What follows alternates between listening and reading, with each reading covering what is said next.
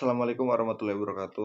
Sebelumnya, perkenalkan nama saya Muhammad Rama Ramadan. Saya di sini akan membuat video penjelasan yang mendemonstrasikan cara menyimpan dan membaca setiap objek untuk UAS dari mata kuliah perancang berorientasi objek. Baik, di sini yang pertama kali kita buat adalah PBO titik PY. Di sini kita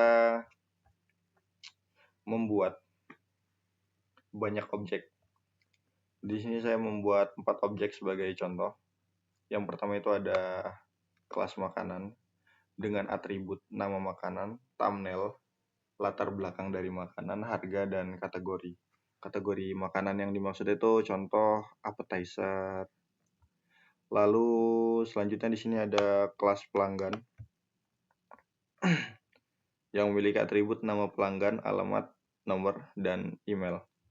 Selanjutnya ada kelas profil. Ini maksudnya itu profil dari tokonya ya teman-teman, atau restorannya. Nah, di sini ada atribut nama makanan, alamat, nomor telepon dari restorannya, email, lalu jam operasional ini kapan dia buka, kapan dia tutup gitu teman-teman. Deskripsi dari restoran, lalu kebijakan-kebijakan yang ada di restoran. Lalu yang terakhir di sini saya membuat kelas chef, di mana ada atribut nama chef, spesialis, dan pengalaman dia sebagai chef. Selanjutnya kita masuk ke backend. Nah, di backend ini dari form PBO yang ini, dia mengimport makanan, profil, pelanggan, dan chef. Itu adalah atribut, bukan atribut, itu adalah kelas-kelas yang kita buat tadi ya, kelas makanan, profil, pelanggan, dan chef itu maksudnya.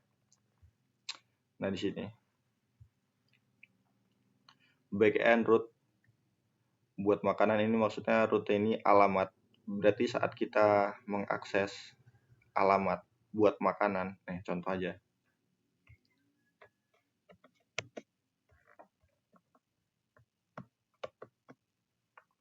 Nah, saat kita mengakses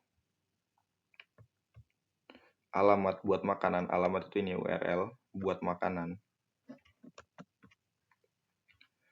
Alamat buat makanan, dia akan memanggil fungsi buat makanan yang akan merender template yang ada di folder section dengan nama file backend makanan. Ada di sini, di template section, dashboard, backend makanan. Nah, ini.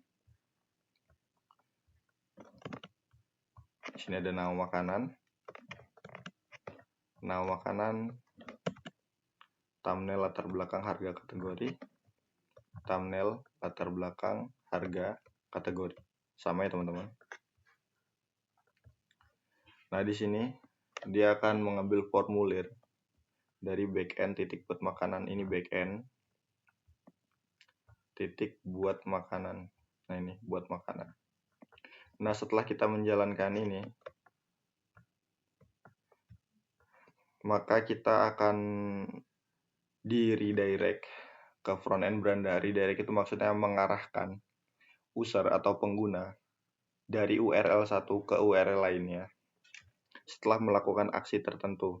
Jadi misal setelah kita menambah data, kita isi nama makanan, thumbnail, latar belakang, harga, kategori, saat kita simpan, dia akan meredirect, menampilkan atau mengarahkan user ke halaman yang ingin ditampilkan.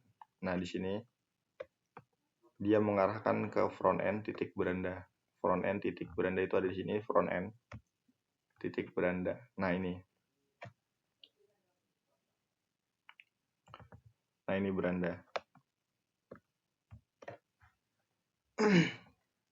Saat fungsi beranda dijalankan, dia akan merender template dari folder section dengan nama front end beranda. Front end beranda. Nah, ini. Nah, maka setelah dia menambah data dari sini, simpan, dia akan langsung diarahkan ke beranda yang ada di sini, teman-teman. Nah, beranda.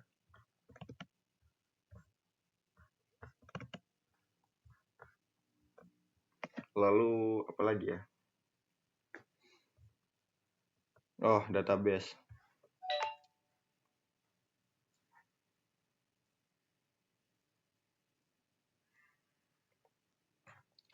Untuk database ini dia memanggil, nah di sini file daftar makanan. File daftar makanan itu yang ada di sini ya teman-teman. Buka data. Nah di sini daftar makanan.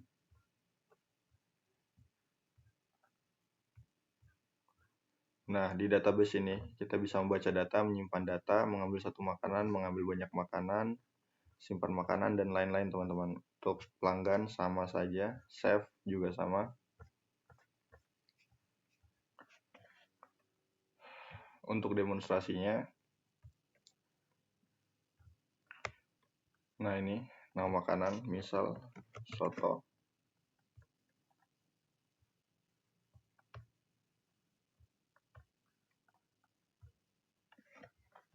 Nah latar belakangnya misal